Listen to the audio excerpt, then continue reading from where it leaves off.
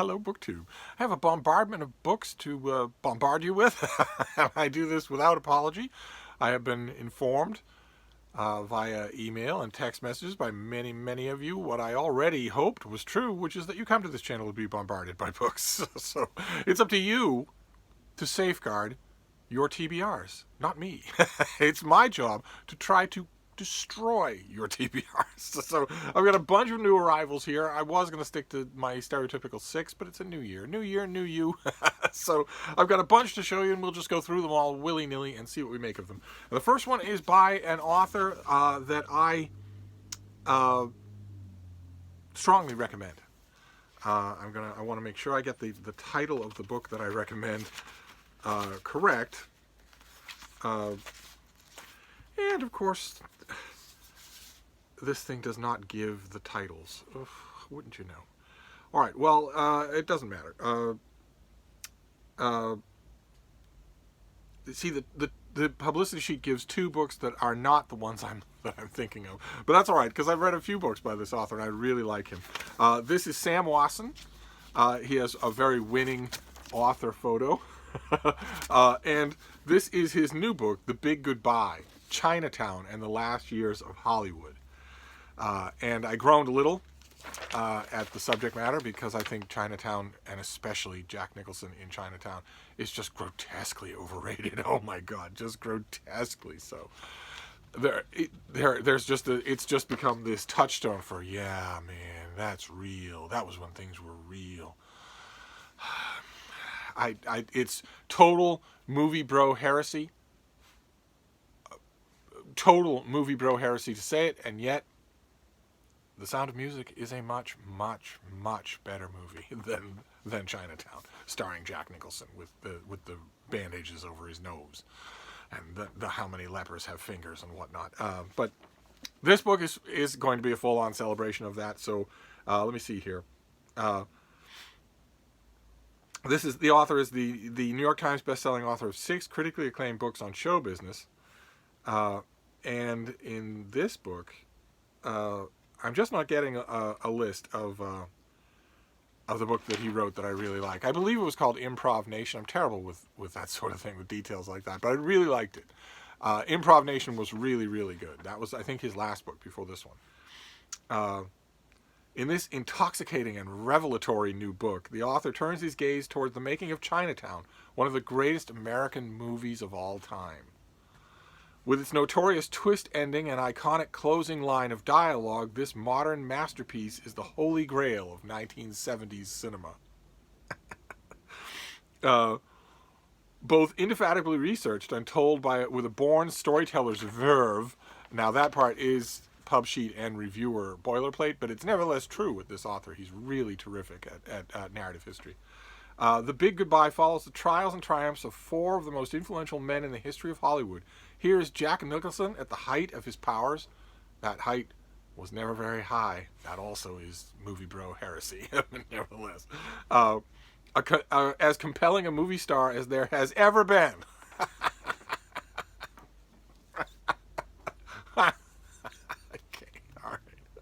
So maybe he got that bandage on his nose because Yul Brynner heard that line and came back from the dead just to deck him. Not in his worst movie was John Wayne any less compelling than Jack Nicholson at his very best. So, but nevertheless, it's Dude Bro Church, so there's no way around it. Embarking on his great doomed love affair with Angelica Houston, here is director Roman Polanski, both Predator and Prey, just Predator. Haunted by the savage death of his wife at the hands of Charles Manson, returning to shoot Chinatown in Los Angeles, where the seeds of his own destruction are quickly planted. He's not a Sophocles hero. He planted them himself. He is not both Predator and Prey. He is not a victim. He is a villain. He is a villain. Here is the fever deal making of Robert Evans, the most consummate of producers. Here, too, is Robert Towne's fabled script, widely considered the greatest original screenplay ever written. Can you believe it? Good Lord. Okay. I don't know who widely believes that, but I'm not one of them. Whoever it is, I'm not one of them. Space Jam has a better screenplay than Chinatown. But anyway, in telling this larger story, The Big Goodbye will take its place alongside classics like Easy Rider, Raging Bulls, a terrific book, and The Devil's Candy as one of the great movie world books ever written, and possibly his finest work yet.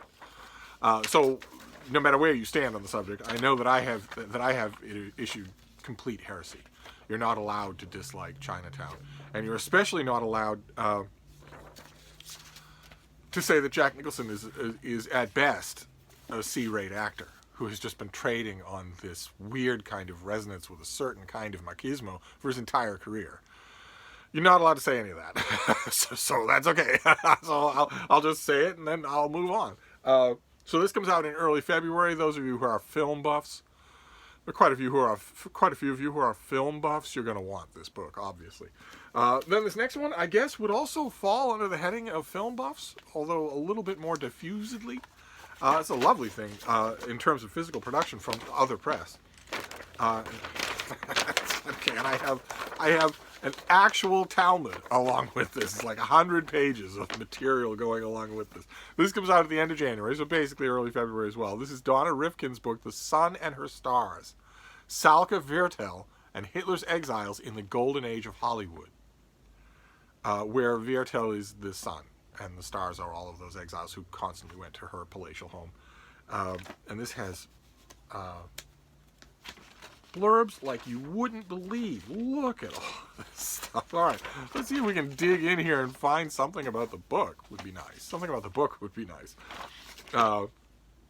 Although the prevalence of blurbs certainly carries a weight on its own, as it obviously is meant to. It's meant to tell a book section editor or a reviewer that that a lot of people have already seen this thing and very much liked it. That's going to have an effect on weaker minds than Steve's. Much of the visionary style and dramatic storytelling associated with classic Hollywood did not originate in Hollywood. Hollywood's golden age was created by its others, that is, through the contributions of immigrants, women, and the Jewish community. Screenwriter Salka Viertel was all three, and so much more. She was once the highest paid writer on the MGM lot. She was Greta Garbo's closest friend, and for the scores of wartime refugees fleeing persecution under Hitler, she opened her doors. For the people that she opened her doors to, she was a lifeline. A courageous woman with a fascinating life and an incalculable impact on the lives of others, she is long overdue for her moment in the spotlight. Actress turned screenwriter Viertel left Berlin for Hollywood in 1928, bringing with her the bohemian spirit of the Weimar era. She would go on to work with all the luminaries of Hollywood's golden age, including George Cukor, Irving Thalberg, and David O. Selznick. She befriended international superstars Charlie Chaplin and Greta Garbo, writing 5 movies for Garbo at MGM. Meanwhile, the salons she held at her house on a hill above the Santa Monica Bay attracted exiled European artists and intellectuals like the Mann brothers, Bertolt Brecht, Franz Waxman, Arnold Schoenberg, and others. Countless cinematic, theatrical, and music partnerships were born in her living room. As Nazi domination grew in Europe, she poured herself into the refugee cause, arranging for jobs and affidavits for Jews and anti-fascists seeking safety in America. And this is going to be a story of those salons in here in the palatial home, but it sounds to me like it's also going to be a biography, and by the sound of it, a long overdue one for this figure. So,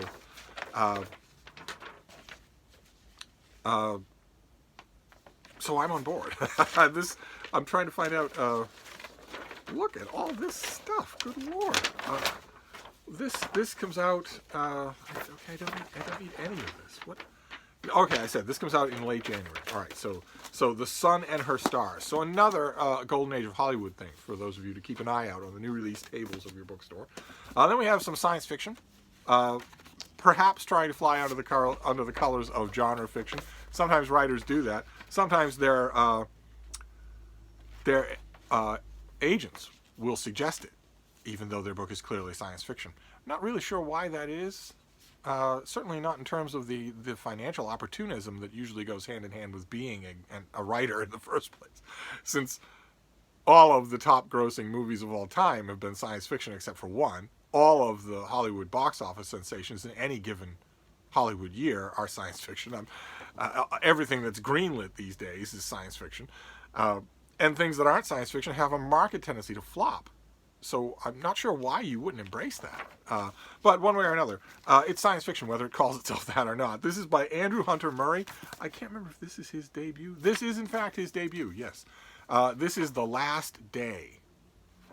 And it, too, comes just buried in preliminary blurbs. Just buried in them. So people have liked this. What would happen if the world stopped turning? Set in a not-so-distant future with an ingenious premise, Andrew Hunter Murray's visionary debut novel has already been lauded by best-selling authors and trade publications as dystopian writing at its finest. I don't think I have any planetologists who actually watch this channel. I have a feeling, though, that if the world stopped turning, it wouldn't be a question of how much sun people got or how little. I'm feeling that everything on Earth would die. That's kind of necessary. The story of The Last Day came to Andrew Hunter Murray as a single image, the world half in darkness, half in light, unable to turn. That one idea developed into this powerful high-concept thriller about all the ways in which the world can be divided. Reflecting the challenges the planet faces today, The Last Day imagines a world with rapidly dwindling resources, where information is tightly controlled by an authoritarian government and borders have been closed to environmental refugees. You see what I mean? If the Earth's rotation stopped, I think everything, including fictional narratives, would be concerned with much bigger things than authoritarian regimes. But maybe the author will convince me. 30 years after a catastrophe in the heavens slowed the planet's rotation to a complete stop, the Earth is suspended half in constant freezing night and half in endless scorching day. Great Britain is now one of the last habitable places on Earth, overrun by casual violence under an authoritarian leader, starkly divided between British territory and American zone. Ocean scientist Ellen Hopper has no desire to return from her frostbitten rig in the Atlantic, but when two officials demand she return to see her estranged mother as she lies dying, she accepts. Mentor, not mother.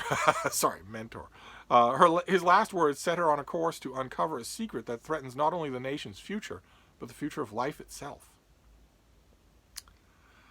Okay, so who is the author when he's at home? Andrew Hunter Murray has an English literature degree from the University of Oxford and is a scriptwriter and fact hunter for the BBC show QI. I would love to have a job description of a fact hunter. How incredibly cool is that? He also co-hosts the podcast No Such Things as a Fish, which since 2014 has released 300 episodes and been downloaded 250 million times and toured the world. I don't know anything about podcasts. Is 250 million downloads good? Sounds like a high number. Is it really good? And podcasts can do tours? Is that true? So you can take your podcast on the road? I didn't know that either. And this is indeed his debut novel, and he is young. So there we go. So this comes out in early February, February 4th, and it's science fiction in all but name. I'll be interested to see. Usually with books like this, with mainstream speculative fiction, terribly sorry, pinkies in the air. When it's mainstream, they like to call it speculative fiction. Usually with books like this, the info dumping about the premise happens somewhere in the first 15 pages, and in massive amounts. Some character will trundle onto stage, and you practically expect them to have that beep, beep, beep sound of a truck backing up, because they're only there to dump a gigantic amount of exposition and then leave. And I'd be curious to know, I'm sure that this author, he's young, probably very conscientious, he's a fact hunter, so I'm sure that he tried to make this premise as believable as possible. And knowing obviously much less about any of the possibilities than he does, I myself think of it as impossible. The atmosphere of the Earth would go away if we didn't rotate. There'd be a whole bunch of things that wouldn't happen anymore. They're absolutely essential to life, whether you're on the sunny side or not. I would think. We'll see if I'm right. Then this next one is a chunkster, which will bring to mind Alan Moreton's year-long challenge of Chunksters for Charity, where booktubers are enjoined to donate some money. For every 800-page book you read, donate some money to Book Aid International. They do absolutely fantastic work, and your donations are very much needed. And I keep promising to link to Alan's video. I will do that. I will do that in this video. I will try. And this next one is coming out in May, and it is a chunkster. It's what I said in my own announcement video, sort of seconding the whole idea of chunksters for charity. The idea of your own video for that would be to make a TBR. That's what Alan does in his video. And in my own introduction video, I sort of mentioned that the publishing industry will make my TBR for me in the course of 2020. I will get chunksters, probably enough so that I could do one a month if I wanted to. And sure enough, here we have one. This is by Lucinda Riley, and it's called The Sun Sister, and it's enormous, absolutely enormous. And let's see here. It's the epic story spanning the dazzling streets of modern-day New York City to the breathtaking plains of 1940s colonial Kenya in this new novel, in the Seven Sisters series. So I think I read Seven Sisters. I believe I did. I wonder if you're going to tell me. Are you going to tell me? No, you're probably not. All right. Well, it doesn't matter. This is, let's see here. This is, Electra is a woman who seems to have it all. As a top model, she has beauty, fame, and wealth. But beneath the glittery veneer, she's cracking under the pressure of it all. The last straw comes when she finds out her father has died, and she turns to alcohol and drugs to ease the pain. As friends and colleagues fear for her health, Electra receives a shocking letter from a complete stranger who claims to be her grandmother. In 1939, Cicely Huntley Morgan arrives fresh from New York to Lake Naivasha in Kenya for the exciting chance to stay with her godmother, the famous socialite Kiki Preston. But after a sheltered upbringing, she's completely astounded by the hedonistic antics of the other expats in the infamous Happy Valley set. Slowly, Celia soon grows to love her stunning but complicated new home. But after a shocking discovery, and with war looming, she begins to feel isolated and alone. So this is a South Africa novel. This is a Kenya novel. Wartime, a historical novel. Okay. Great. So let's see, who's Lucinda Riley? Lucinda Riley is a New York Times bestselling author of over 20 novels. Her books have sold 20 million copies in 35 languages. That's incredible. 20 million copies in 35 languages. She was born in Ireland and divides her time between England and West Cork with her husband and 4 children. Okay, well, this is another chunkster coming to me. I will certainly read it. We'll see. We'll see how it goes. Then his next one is... what have we got here? Oh, no, I can't show you this. Oh, no. Okay. All right, well, we'll put it aside. We've got plenty to look at here. Well, I have to skip one of them for editorial reasons.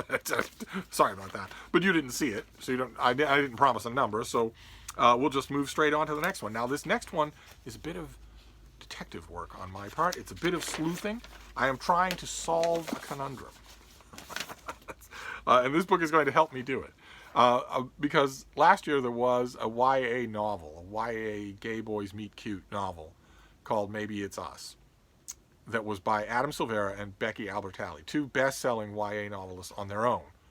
They teamed up for a collaboration about 2 cute boys meeting in New York City, and I thought that the book, I mean, it was catchy, contagious reading, but I thought it made every bad, unworthy decision that a book could make. Especially a YA novel about a type of teenager that is still hunted for sport in large parts of the world. I thought the book was criminally lazy, and I confess I hadn't noticed that quality before in the books of either Becky Albertalli or Adam Silvera. And so I came up with a theory. So I've been part of collaborations before myself, writing collaborations before myself many times. And it's been my experience that usually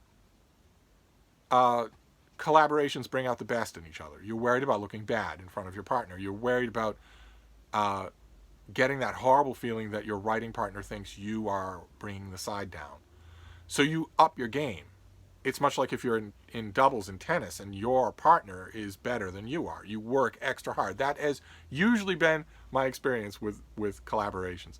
But once in a while, a collaboration will come along in which the 2 writers suborn each other's weaknesses and write much worse than either one of them does independently and produce something much worse There's one particular, slightly venerated classic of science fiction that fits that bill perfectly, in my opinion. Again, would be heresy to say. But I am now on a mission to find out. I am now on a mission to find out if one of the other of those two brought their collaboration down, then which one was it? Which one was it? And the way to do that is to start forming test hypotheses. You want test cases. Ideally, it's not going to help to read either one of them in isolation, because they're both really good in isolation. They're both really good when they write just under their own name. No, the key is going to be to find each of them in other collaborations and see what's going on. Although I could just be expanding the problem, because then I'd have to find out about the other collaborator. But one way or another, this is a YA novel that's coming out in early February. This is Maybe Yes, Maybe So. Yes, No, Maybe So. And it's by Aisha Saeed and Becky Albertalli. so I get a little test case here. How similar will Yes, No, Maybe So be to Maybe It's Us? In what ways? This is highly scientific. So what can I tell you about this thing? This novel about the power of love and resistance was directly inspired by the author's real-life experience canvassing for special election in their home district in suburban Atlanta, Georgia. What, they both canvassed together in Atlanta, Georgia? The story follows 17-year-olds Jamie Goldberg, who is Jewish, and Maya Renman, who is Muslim. Jamie is cool with volunteering for his local state senate candidate as long as he's behind the scenes. There's no way he'd ever knock on doors or ask people for their votes until he meets Maya. Maya is having the worst Ramadan ever. I love it.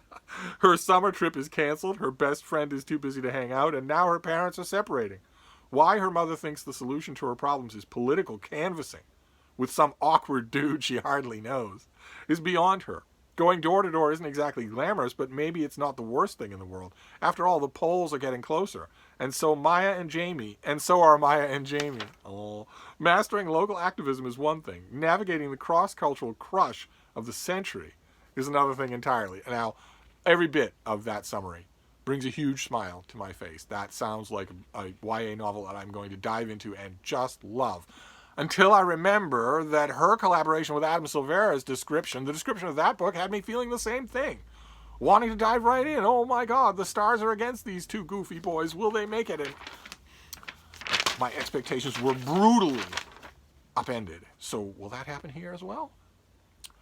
I don't know. I'll find out. And I will complain about it to you if it does. So this comes out in on February 4th. And it's another collaboration with Becky Albertalli. I don't know what's going on there, but I'm going to give it a try. And we're going to see, does it... Bean, what are you doing? What are you doing? Well, if you're going to make a fuss, then you have to see your fans. That's all. Here, sit up straight. There we go. There they are. Oh.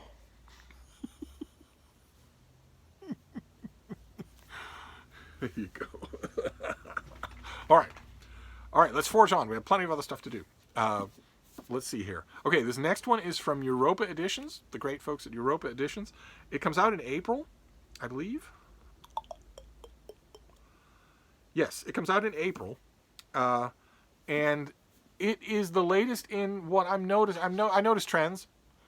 I look for trends, of course, in any publishing industry. Of course, in mid-January, it's way too early to call a trend of any kind. But I look for them anyway because new releases, the American new release book market is my bailiwick. Might as well admit that, right? I mean, I like to be as broad-ranged as anybody else, but everybody has their own bailiwick, and mine is new release, at least for now. I'm no longer prowling the back stacks of the Boston Public Library. Right now, I read lots and lots of new releases, and I like to pay attention to them. I like to think about them.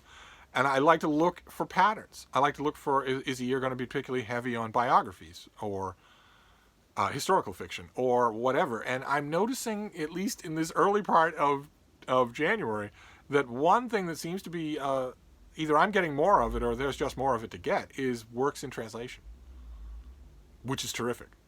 That's fine by me. And this is one of those. This is Mieko Kawakami. And this is Breasts and Eggs, translated from the Japanese by Sam Bett and David Boyd. Nothing to look at here. I don't even have a mock-up of what this is going to look like.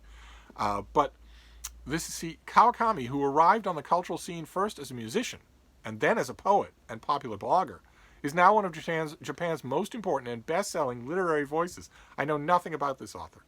Those of you who are in Japan, is that true? And if it's true, is all of it true? So did you become aware of Kawakami before you became aware of Kawakami the novelist? Were you aware of this person before then for other things, for songs or poems or blogging? Challenging every preconception about storytelling and prose style, she has become a widely read and critically acclaimed author. And it's one of my strongest memories of the visits that I've made to Japan, aside from crushing heat and humidity. Aside from that, which isn't specific to Japan, it just sticks in my mind. Crushing heat and humidity. Aside from that, two main memories, one of which is how incredibly friendly everyone that I met was to a weird stranger with a lot of dogs. Just incredibly friendly. And oh my, how pointed, was that almost everybody that I met wanted to talk about books and literature. It was an active thing. Granted, it was a million years ago, so it might not be true anymore. But it was such an unabashedly literate culture. Everybody wanted to talk about books. I didn't even have to bring it up half the time. Usually I'm the one who does. But anyway, so I would love to hear if this person really is a critically acclaimed author. I'd love to hear it. Breasts and Eggs tells the story of three women. The 30-year-old narrator, her older sister, and her sister's daughter. In the first part, the narrator's sister has traveled to Tokyo in search of an affordable breast enhancement procedure. Her 12-year-old daughter, Midoriko, is paralyzed by her fear of puberty and finds herself unable to voice the vague yet overwhelming pressures associated with growing up. On another hot summer's day 10 years later, see what I mean? Hot summer's day. Natsu, the narrator, struggles with her own indeterminable identity and is beset by increasing anxiety about growing old, alone, and childless. In episodes that are as wryly humorous as they are emotionally riveting and revealing, this remarkable novel explores, among other things, issues around reproductive rights, friendship, class, and the female body. And the author was born in the Osaka prefecture in 1976 and began her career as a singer and songwriter before making her literary debut in 2006. Her first novella, My Ego, My Teeth, and the World, published in 2007, was nominated for the Akutagawa Prize and awarded... Oh, good Lord. Okay. So, Breasts and Eggs comes from 2008. Is that right? I'm piecing this together here, but it looks like this comes from 2008. Oh, bad. Very bad. The copyright page for Europa Editions lists 2020 as the year that the Europa Editions translation is reprinted. That's it. That's not a good copyright page. The copyright page is supposed to tell me when the book was first published. For the very first time. Not by Europa Editions, but just in general in the world. And it doesn't. And that's really bad. But piecing together from the back, and any of you who know about contemporary Japanese literature can probably tell me better, but piecing together from the back, I'm guessing that Breasts and Eggs was published in 2008. Which means this was a long time coming, and this author's probably dead by now. And that also won the Akutagawa Prize. Wow. Okay. So this was originally published as a short novella, and that novella won the prize. And then the author expanded the book.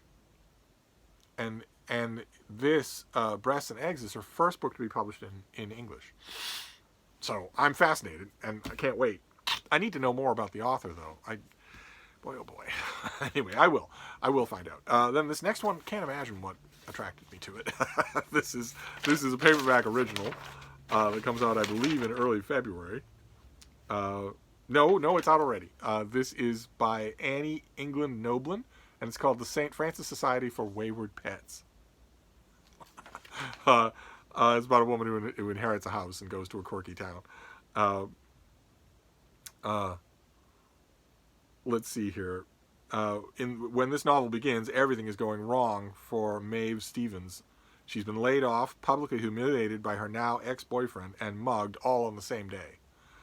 To make matters worse, in a shocking reveal, Maeve finds out from her loving parents that her birth mother, a woman who lives 4 hours away that she never knew about, has died and left her everything.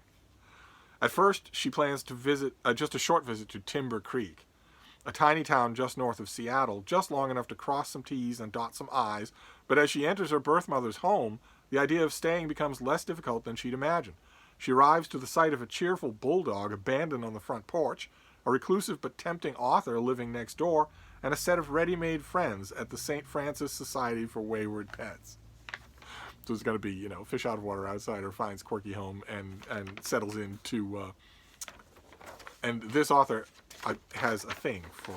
It's no coincidence that the character in the book encounters a bulldog, because this author has a thing for bulldogs. That is one of the best author photos I have seen in quite some time. She lives with her son, husband, and 3 rescued bulldogs in the Missouri Ozarks. So how's that? So of course this is out already. It's not high stakes. It's not going to be Tolstoy, but I'm still going to love it. I'm sure I'm going to love it. So I'm going to pop that right down. And in terms of popping things right down, there's this one here. It's going to make all of you go weepy. I noticed quite a few of you out on BookTube land go all sorts of weepy whenever Scholastic, the publisher Scholastic, is mentioned. You all of a sudden go misty-eyed and remember when you were little tadpoles in grade school and the Scholastic Book Fair was the be-all and end-all of your little bookish existence. I think it's quite endearing how universal that reaction is, even in as varied a crew on BookTube as we have in our little corner here. I, of course, did not have that. There was no Scholastic Book Fair when I was a child. Okay. But anyway, this is a Scholastic book. Oh, remember Scholastic. Okay, now that we're done with that. This is by Andy Marino, and it is part 1 of a series called The Plot to Kill Hitler. It's a tiny little thing. The first one is Conspiracy. And there's the logo that makes you all weak in the knees. The first one is Conspiracy, and it's part 1 of a series. This comes out in late April. Of thin books. There are going to be 3 in the series of a discordant group of people who set out to kill Hitler. now you're gonna be driven by their personalities, because of course you already know they don't succeed. I don't think there's any sign here of when the next ones come out. Oh yes, there is. Book 2 is called The Execution. That comes out in May. We'll be seeing that on this channel, I'm sure. And book 3, The Escape, comes out in June. So this is going to be tightly focused, a tightly focused series. So we have YA, I assume? No, this wouldn't be. If it's Scholastic, it wouldn't be YA. Would it be middle grade? Historical thriller. And then the last thing that we'll look at here, another hideously long video, but the last thing we'll look at is a children's book that is specifically designed to taunt Steve. This comes out in mid-February, and it is written by Tim McKenna and illustrated by Amy Sakuro, and it's called In a Garden. So I will be keeping a garden. I will be trying a flower garden in the spring. I will be trying one. But the interesting thing about this one is that it's in end rhymes, and we've been talking about end rhymes on my Daily Penguin videos. We've been talking about end rhymes, how to do them, what they do and what they don't do, when they're convincing and when they're not. Typically speaking, I think a lot of people anybody who thinks about these things, which is probably not many people, would say that end rhymes get more effective the shorter the line is. Because the end rhyme draws attention to the rhyme anyway. It draws attention to the couplets anyway. The longer you have to wait, and the more beats your ear has to hear in between that payoff, the more garbled it starts to feel, I would think. But anyway, I'll read you just a bit of this so you get a feel for what I'm talking about, because this is all about a garden in the city. In a garden on a hill, sparrows chirp and crickets trill. In the earth, a single seed sits beside a millipede. Worms and termites dig and toil, moving through the garden soil. Then at last a tiny shoot, ever slowly, forms a root. First a seedling, then a sprout, pushing, bursting, up and out. And the whole book goes on like that for the little gardeners that you happen to know, and does it well. That the rhythm is very sing-songy. It's very, very catchy. More difficult to do with adult work. But anyway, there you go. Though that is, I'm not going to make a Steve Pyle, or dare I? We're at 35 minutes. I might as well. So we have In a Garden, The Big Goodbye about Chinatown, The Sun and Her Stars, Refugees from the Nazis in Hollywood, The Last Day, The Earth Stops Moving, The Sun Sister by Lucinda Riley, another chunkster for 2020. Yes, No, Maybe So by Becky Albertalli and Aisha Saeed, and we shall see. We shall see. Then Breasts and Eggs by Mieko Kawakami. Any of you who are familiar with Japanese literature, I would love to know your take on this author. Then the St. Francis Society for Wayward Pets. And lastly, a scholastic title, The Plot to Kill Hitler. This is book 1, Conspiracy. So that is, those are some new arrivals for you to torture your TBRs. And I'm gonna wrap this up. This went longer than I thought. There's a lot of books though, and I will see you soon. Thank you, BookTube.